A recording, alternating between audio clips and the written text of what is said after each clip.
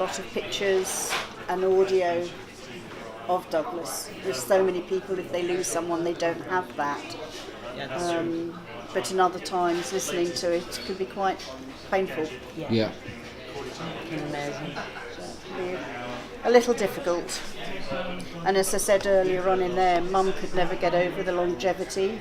She couldn't understand why people were still so interested in hitchhikers and everything.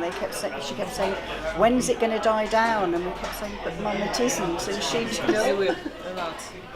had a bit of a difficulty trying to understand The impact. Yeah. I said it's what your son has achieved, it's what he's written, and she always used to find that quite difficult. Well, It's his legacy. yeah, well it is. Yeah. And as they said in there, who knows what would have happened, what else we would have got.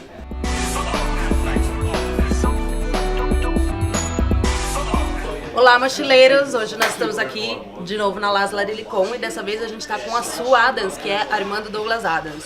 E a gente fez algumas perguntas para elas, então confira que tá muito legal essa entrevista. E ela é muito simpática, vocês vão conhecer ela agora. Say hi, Sue. Hi, I'm Sue Adams, and I am Douglas Adams' sister. I'm his younger sister by about 3 years. Did you have the notion about how huge Hitchhiker was? No? No. When did you notice that? It was very strange because when Hitchhikers just started, I just got married, started my own life, and at that stage it was all very low key. So we didn't know the impact. I think that although we were growing to appreciate the impact and the spread of hitchhikers, the time that it really became evident to us was actually sadly when he died, because we were suddenly getting all these messages on the internet from these people all over the world, from Brazil, from Australia, from everywhere, saying how sad they were and oh God, what a loss, and oh, he changed my life, and suddenly we were seeing these thousands of people, hundreds of thousands of people writing in, acknowledging and saying, you know, how shocked they were and everything else. And I think that was, for me, a time when it really struck home the impact of how widespread he had got. It was just amazing. It was really amazing. In his childhood, also when he was... Well, as I said in there, it was very difficult. We had quite a difficult childhood with our parents splitting up when we were so young, and back in the 50s that was quite unusual. They did say that it took a long time for Douglas to start talking. He was very late in developing talking, but Mum said since he learnt to talk, he never stopped. But when he was at boarding school and I was at boarding school, he used to send letters to me, quite thick letters of absolute rubbish, but very amusing rubbish. And it got to the stage when it would go around the whole form. Sue's got another letter from her brother. Can we have it after you? Can we read it? And it became quite this thing that, you know, everybody used to want to read Douglas's letters. Sadly, I never kept them. Oh. You know, at the age of 12, you don't think about it, do you? Yeah. You don't sort of think, oh, what's going to I happen? thought it's rubbish. Okay, I'm gonna talk to him after. I don't have to keep that. And I think his first published thing was in England. We had a comic called The Eagle. Yeah. You know The Eagle? Yeah. At the age of, I think he was 11, he had a story published in there. So that was his. I already read some it. of Yeah, that. yeah. So that was his first published. And how would the guy impact your family? Well, so from my point of view, the true impact happened sadly after he died, because everybody suddenly wanted to know things from the family's point of view and how did the family feel and all this. And obviously Douglas wasn't there to ask anymore, so we suddenly became the limelight, which was quite difficult. But we slowly got involved with the radio recordings since then. We started quietly going along to that, and that it's because of that and the family getting involved that the 30th anniversary radio show happened, which as a result of that came the live radio shows, which this is the the thing from. They reckon without that, none of that would have happened. And we've just done it for the love of Douglas. Wherever we've gone, the response has just been marvellous. It's like in the movie, the day we went up for the filming, everybody was coming up to us and saying, we're just so pleased to be part of this movie. You know, even what they call a runner, somebody who goes and gets the coffees and looks after you and everything else. He said when he found out that Hitchhikers was being filmed, he just wanted to be part of it.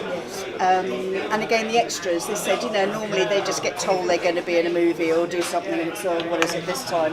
When they found out it was Hitchhikers, they just couldn't, you know, they were just so pleased to be part of it.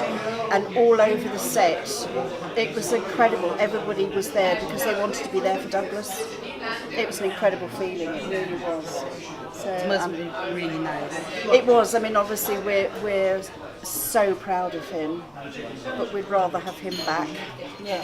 What is his most outstanding quality in your opinion? Generosity. Generosity. And I don't mean that just financially, I just mean that he was just so generous in everything. Yeah. As I said in there, if you were doubtful about something or you weren't quite sure whether you could do something, he would be there to help you along and encourage you and just give you that extra push. He always had time for you if you were going through a difficult stage or having problems. He loved sharing his success, and again, not just financially. We had access to things that normally people wouldn't have had access to, and he got us in, got into some of those things. It was just everything. He was his generosity, I think, the spirit of everything. Do you have a favorite part or favorite quote on the books, Hitchhiker's books? I think it's very difficult to say. I've got a favourite. Some of the things in there are personal to the family. Like you've heard people talk about when Douglas didn't get on with Footlights, he formed a group with two other people, and it was Adam Smith Adams. In the book, when Arthur is introduced to Zaphod, and Ford says, this is Zaphod Beetlebrooks, not Martin Smith from Croydon. Well, Martin Smith was the guy that he was at university with. Oh, really? And also when they, Eddie, the onboard computer, when he changes his personality and they're trying to open the airlock and somebody says something and the computer says, now, who said that? Who said that? I'm not opening this door until somebody owns up. Now, it will all end in tears. That was Mum. Your mum used to say that. Yes. Now it will all end in tears. That was one of her. Oh, that's so cute. So there's little, nuggets in there which mean things to us that might go over other people's That's heads. interesting to know. It's interesting to people to know it because we had no idea. We have favorite parts, we have favorite quotes, but not. We didn't know about these details. Yes. Yeah. Really cool. I like it. So, and in one of the other books that Douglas did, there was a white horse in a bathroom. Douglas dedicated the book to Mum and said she liked the bit about the horse in the bathroom. Why Mum suddenly liked the bit about the horse in the bathroom, I'm not quite sure. But so yeah, there's lots of sayings, way things were said or whatever that means something to us that doesn't necessarily mean anything to other people. Tell about her appearance in the movie. Yes, well, in the movie there's the chaotic scene, and when we were actually being filmed, we couldn't understand why we weren't getting any direction. We'd been told what to do, till somebody pointed out that it was a chaos scene, so not having any direction seemed the best way to cause chaos. And outside the cafe, you can see all the family get up, and we're all running around like headless chickens, except for Mum, who's sitting there calmly reading the newspaper. Everybody else panicking about the end of the world. Se não se interessam pelas questões locais, o problema é de vocês. And then, right at the end of the movie, when the world's being regenerated, you suddenly see this person, this white-haired lady reading the newspaper. That's Mum! Awesome. Yesterday we were talking about the UK situation on the politics. What do you think he would talk about it? What do you think he would say about it? Oh God, I don't know. I really don't know. I think like the rest of us, a bit horrified to be quite honest. Yeah, that's true. We've just gotten such a mess. But then I think so is half the world in a mess at the moment. Yeah. So We use the quotes in Brazil to talk about our politics. Yeah, actually. Yeah, so it's something that the book was written in the 70s and 80s, and we can still use the quotes Yeah. to talk about the situation. Oh yes, what was the one about if somebody thinks he can be a president or something he shouldn't be? Yeah, I can't remember the exact words, yeah. but yeah. Currently is all the presidents and all the people that are there shouldn't be there. No. Just about everywhere I think they should be Yeah. there. I mean, obviously we have all this thing with Brexit as well, and it was very strange because regardless of whether you were a pro or against, the fact that a vote had been taken and then the people that didn't like the vote said we should re-vote, and everybody was saying, but you can't re-vote just because you didn't like the result. Okay, I didn't like that. Let's do it again. Yeah, I mean, Doesn't make sense. life's not like that. It doesn't happen. No, it's not that easy. And and everything, cool box and everything else.